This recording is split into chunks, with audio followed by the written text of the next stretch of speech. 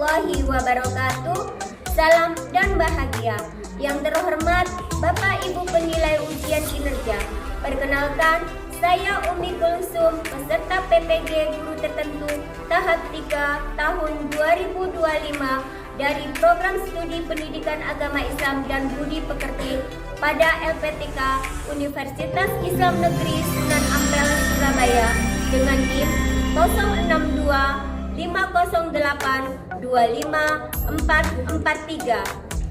Saya akan melaksanakan dan mengambil video ujian kinerja praktik mengajar di kelas 6 SD Negeri Sumber Girang 2, Kecamatan Puri, Kabupaten Mojokerto, Provinsi Jawa Timur. Pada mata pelajaran Pendidikan Agama Islam dan Budi Pekerti, materi Jasa Khulafaur Rasyidin untuk dunia dengan model pembelajaran Problem Based Learning (PBL) dan Inquiry Based Learning. Terima kasih atas perhatian Bapak dan Ibu. Selamat menyaksikan. Wassalamualaikum warahmatullahi wabarakatuh. Assalamualaikum warahmatullahi wabarakatuh. Waalaikumsalam warahmatullahi wabarakatuh. Selamat pagi semuanya. Pagi, luar biasa, tetap semangat. Berdoa mulai. Bismillahirrahmanirrahim.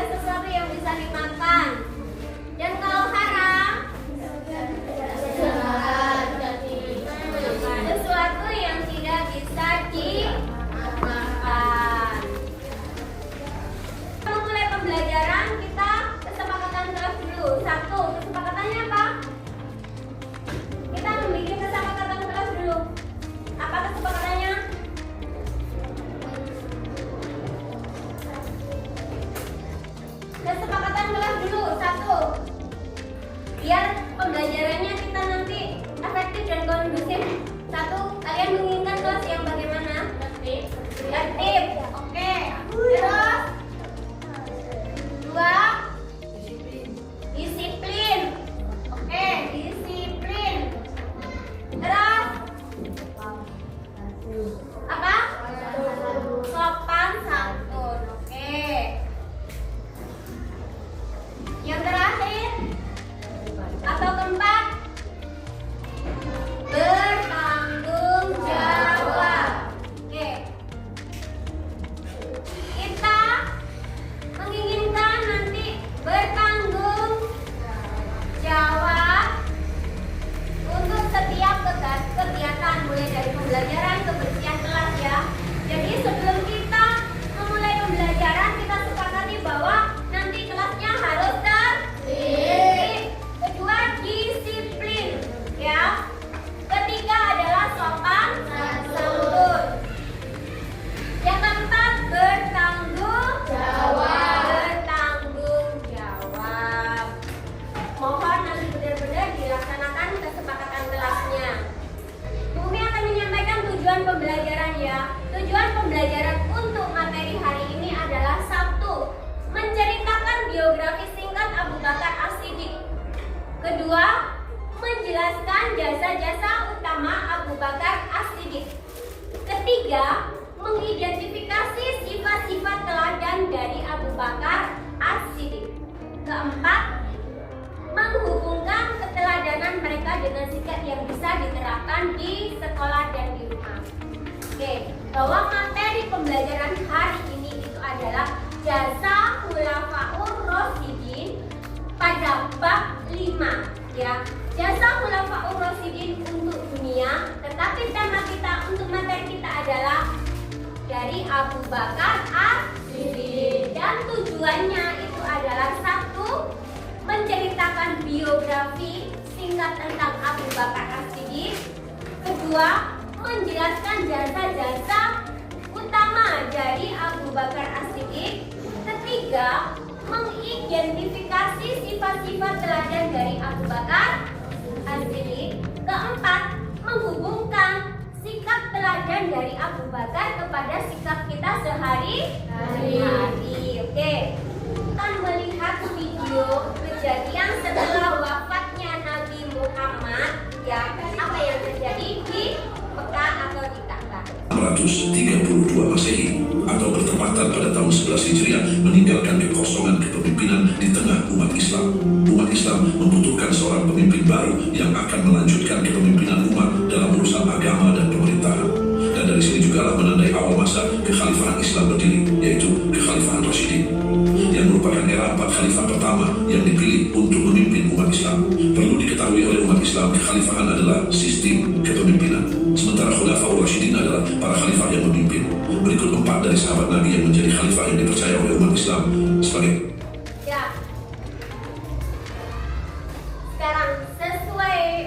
sekarang kira-kira apa yang kalian tahu tentang Khulafaur Rasyidin? Oke, Alana lagi. Apa sayang? Sebagai 4 sahabat Nabi. Sebagai 4 sahabat Nabi, yang lainnya? Khulafaur Rasyidin?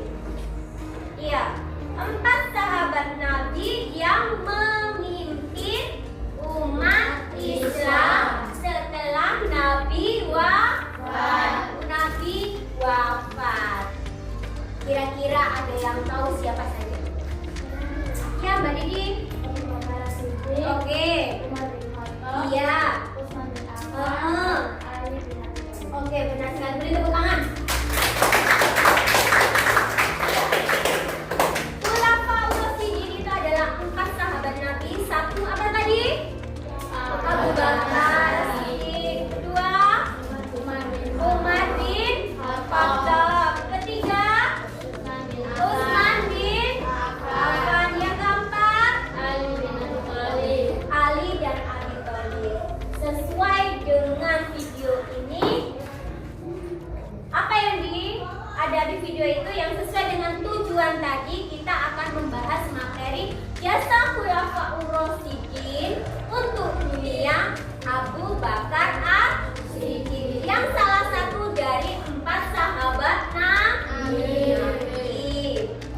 Kita masuk ke materinya ya. Umi akan menampilkan video tentang Abu Bakar As-Siddiq. Tolong diperhatikan di depan.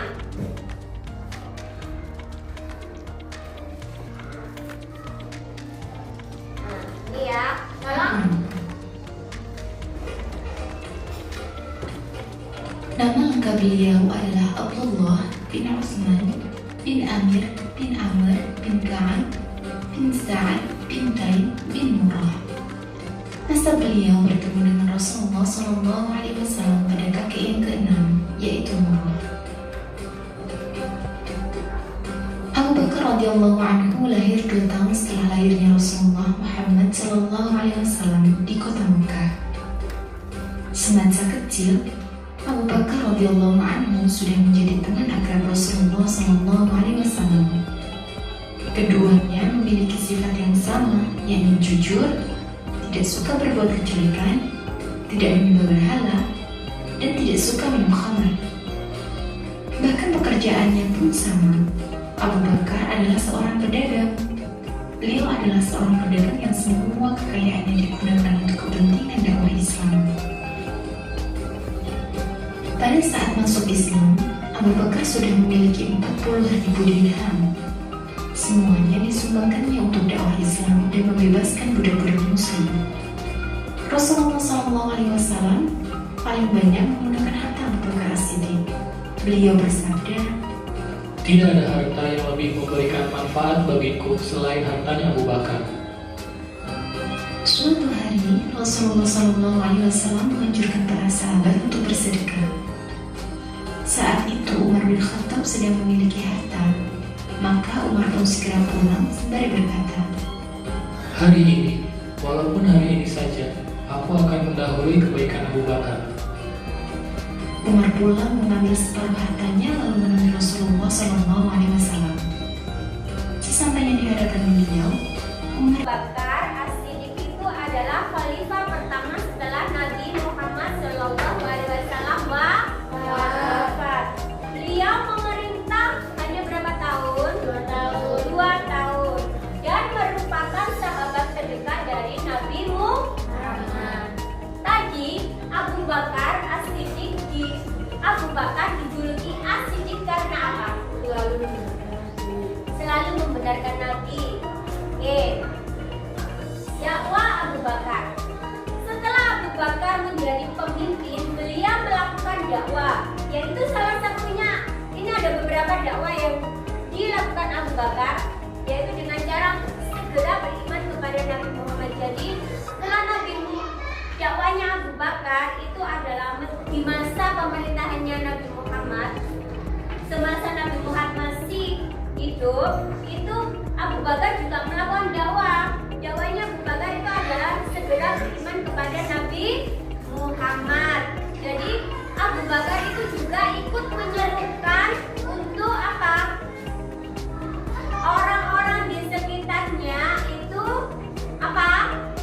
Masuk Islam. Kedua, mengajak sahabat terdekat masuk Islam. Memerdekakan budak Muslim yang disiksa. Jadi Abu Bakar memerintah itu Abu Bakar melakukan apa? Memerdekakan budak Muslim. Membenarkan peristiwa Isra Mi'raj dan apa? Menenangkan umat saat Nabi Muhammad wafat. Menenangkan keimanan sekarang jasa Abu Bakar As-Siddiq. Jasa Abu Bakar As-Siddiq pada saat menjadi khalifah yaitu 1. Menjaga persatuan kaum muslimin. Kedua, membangkitkan kepercayaan diri kaum muslimin. Jadi ketika Nabi Muhammad wafat, Abu Bakar itu membangkitkan kepercayaan diri kaum muslimin meskipun tanpa ada Nabi, terus melanjutkan perjuangan agama Islam. Ketiga, menegakkan keimanan syariat dan hukum. Jadi Abu Bakar itu adalah menegakkan keimanan syariat dan hukum dan kodifikasi Al-Quran dalam satu mushaf. Jadi Al-Quran itu dikumpulkan menjadi satu. Sekarang teladan Abu Bakar. Sifat teladan Abu Bakar As-Siddiq tadi sudah di video itu sudah dijelaskan bahwa sikap teladan Abu Bakar itu adalah sahabat yang paling dipercaya.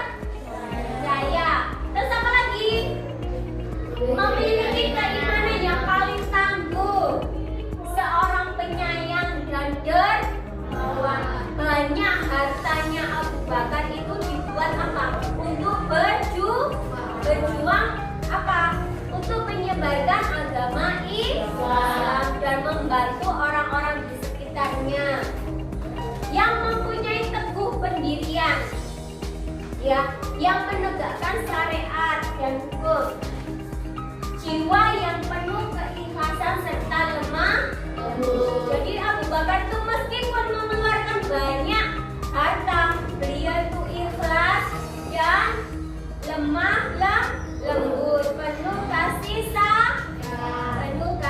sayang. Oke. Dari kesimpulan tadi kita dapat menyimpulkan ya, Abu Bakar adalah teladan pemimpin yang sejati. Jadi setelah Nabi Muhammad itu wafat, Abu Bakar itu adalah teladan seorang pemimpin. Dakwah dan jasa Abu Bakar As-Siddiq menguatkan umat Islam, dan kepemimpinan Abu Bakar As-Siddiq membangun fondasi peradaban Islam. Warisan perjuangan Abu Bakar As-Siddiq itu relevan untuk zaman. Jadi warisan perjuangan Abu Bakar itu sesuai dengan kebutuhan zaman, serta kita harus meneladani sifat-sifat Abu Bakar.